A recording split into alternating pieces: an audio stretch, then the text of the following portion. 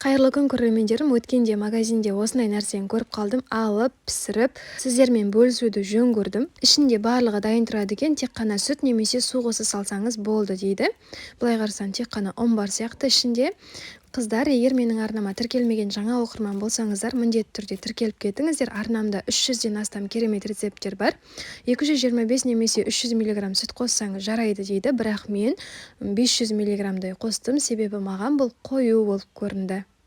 Мені жақсылап араластырып, біркелкі масса болғанша араластыру керек дейді, бірақ бұл жерде өте қою болып қалды, сондықтан тағы да сүт қостым.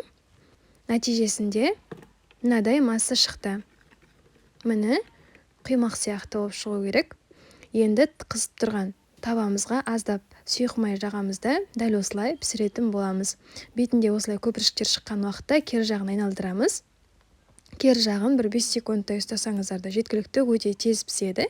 Өте дәмді болып шығады. Бағасы шыдаспасам 350 теңге тұрады. 20 штук панкейк шығады. Және де қыздар, егер маған сұрақтарыңыз болып жатса, комментарийға жазыңыздар, мен міндетті түрде жауап беремін.